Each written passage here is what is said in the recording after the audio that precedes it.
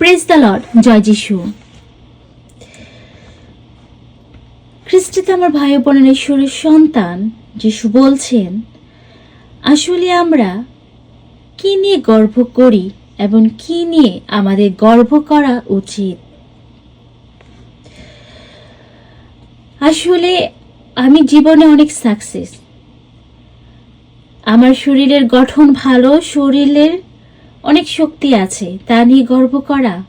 আমার অনেক টাকা আছে, অনেক সম্পত্তি আছে, আমি 4-3টা বাড়ি করেছি, যা প্রয়োজন সবই করে নিয়েছি। আমি কি নিয়ে গর্ব করব?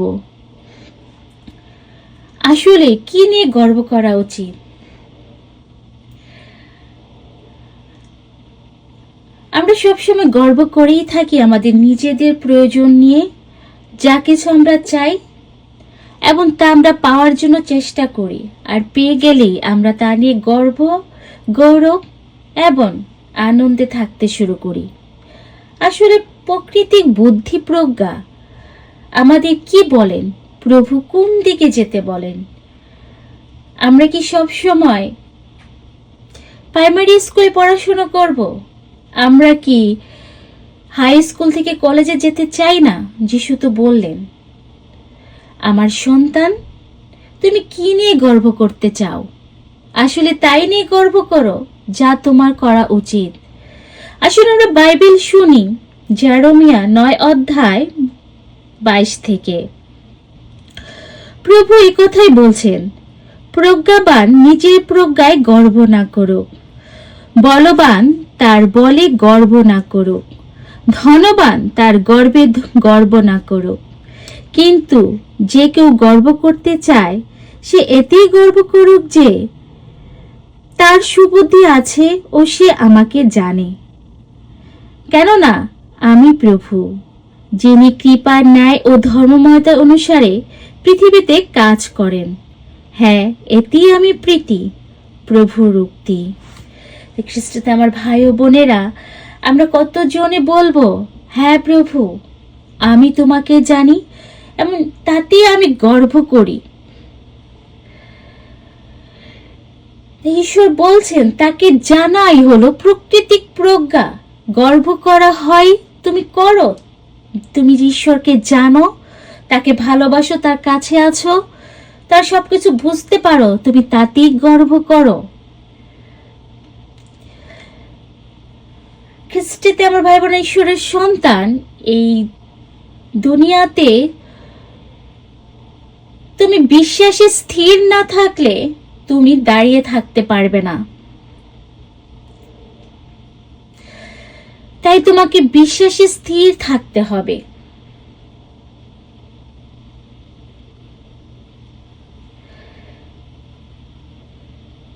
বিশ্বাস ধর্মীয় কোনো সিদ্ধান্ত না। ধার্মিক জন বিশ্বাসী জীবিত থাকে। মাছ যেমন পানিতে জীবিত থাকে, তাকে যদি তুমি উঠাও সে মারা যাবে, তেমনি এক বিশ্বাসীর বিশ্বাস ভেঙে গেলে সে মারা যায়।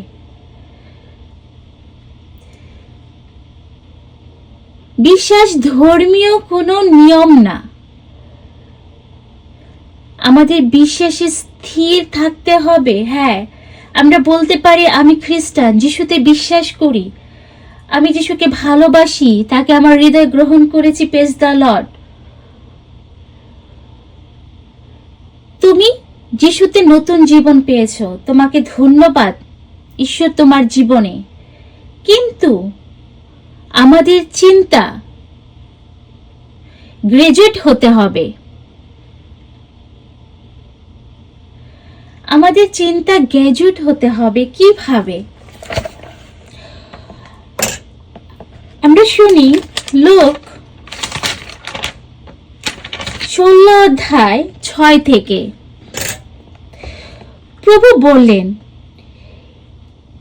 এটা সর্ষে দানার মতো বিশ্বাস যদি তোমাদের থাকতো, তবে তোমরা এই তুতু গাছটাকে বলতে পারতে, সমলে উপড়ে গিয়ে সমুদ্রে নিজেকে বসাও, আর গাছটা তোমাদের কথা মেনে নিত। তাই ঈশ্বরের সন্তান যিশু কি বললেন? যিশু বলেন না তুমি বিশ্বাসী চলো, এবং শুধু এতটুকুই, হ্যাঁ আমি প্রভুতে বিশ্বাস করি, আমি একজন খ্রিস্টান, আমি প্রার্থনা করি, আমি গির্জায় যাই, আমি প্রভুতে নতুন জীবন পেয়েছি, জয় যিশু, তার জন্য খুব ভালো, কিন্তু তোমাকে গ্রাজুয়েট হতে হবে। প্রভু বলছেন আমার সন্তান, আমি চাই আমার বিশ্বাসেই তুমি কাজ করো। তুমি ঘোষণা করো পর্বতটাকে সরে যেতে, সরে যাবে। তুমি ঘোষণা করো মন্দ শক্তিকে বের হয়ে যেতে, যিশুর নামে বের হয়ে যাবে। তুমি ঘোষণা করতে শিখো, অসুস্থকে ধমক দিতে শিখো, তোমার কথা শুনতে বাধ্য সে চলে যাবে।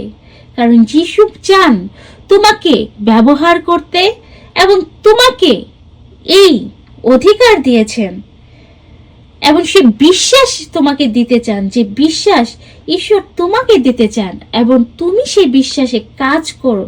প্রভু এটাই দেখতে চান।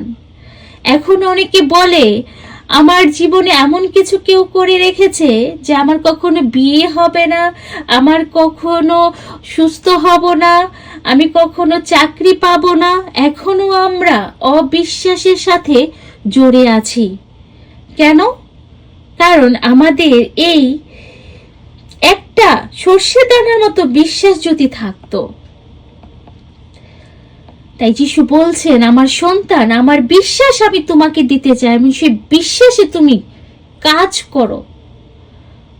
যে অধিকার তোমাকে দিয়েছি, অধিকার ব্যবহার না করলে অধিকার কাজ করে না। তোমার ঘরে যদি ঔষধ রেখে দাও, আমার আছে সর্দি কাশির ঔষধ আছে, কিন্তু তুমি খাচ্ছ না, তাহলে তুমি সুস্থ হবে না। তো যিশুর বাণী যখন তুমি বুঝো না, বলো না, গিলছো না, ঘোষণা করছো না, সেখানে মিরাক্কেল আসে না। মিরাক্কেল তখনই আসে বিশ্বাসে, যখন যিশুর নামে তুমি ঘোষণা করবে। যখন তুমি ঘোষণা করতে শিখবে, সে মন্দ শক্তির উপরে, সে যত অসুস্থের মধ্যে, এবং যে ধরনের নেগেটিভ কাজগুলো হয়, যেগুলোকে তুমি ক্যান্সেল করে যিশুর নামে বাতিল না করো, তুমি যে পর্যন্ত না শিখো এই মেডিসিন কিভাবে নিতে হয়, তুমি অসুস্থ হয়ে থাকবে। তাই ঈশ্বরের সন্তান তোমাকে বলছে, ঈশ্বর আমার সন্তান, আমার বিশ্বাস আমি তোমাকে দিতে চাই, যেন তুমি নিজেই পাহাড় সরাতে পারো, তুমি নিজেই মন্দ শক্তিতে তাড়িয়ে দিতে পারো, তুমি নিজেই অসুস্থকে ধমক দিয়ে তাড়িয়ে দিতে পারো। এই অধিকার তোমাকে দিয়েছি, তুমি ব্যবহার করতে শিখো, এবং সে প্রজ্ঞারই চেষ্টা করো যে কেউ আমাকে জানে, সে গৌরব করুক, আমাকে নিয়ে গৌরব করুক, যে সে আমাকে চিনে এবং আমাকে জানে। তাই ঈশ্বরের সন্তান, তোমার গৌরব, তোমার অহংকার যেন খ্রিস্ট যিশু হয়। তুমি তাকে জানো, সে তোমার জীবনে আছে, তোমার সাথে কাজ করছে, তার নামের শক্তি তোমার জীবনে প্রকাশ পাচ্ছে।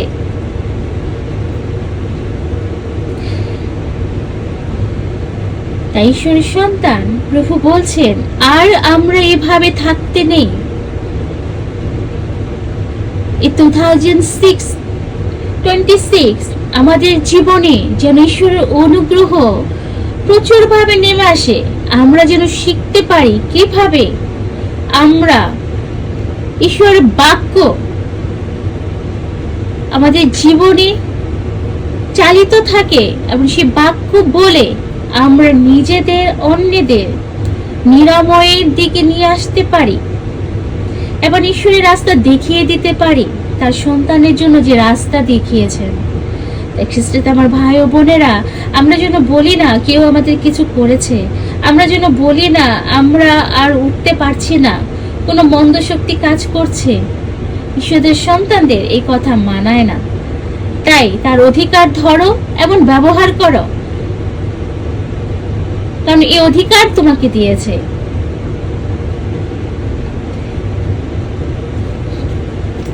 যেন তুমি বলতে পারো পাহাড়টা সরে যাক, পাহাড়টাই সরে যাবে। যদি তোমার বিশ্বাস ও সর্ষে দানার মতো একটুকু থেকে, এবং সে বিশ্বাস আসে যিশুর বাণী বলে, শুনে এবং ধারণ করে প্রতিদিনের অভ্যাসে, প্রতিদিনের প্র্যাকটিসে যিশু খ্রিস্টের বাণী এবং ভালোবাসা আপনার জীবনে পূর্ণতা নিয়ে আসুক। জয় যিশু।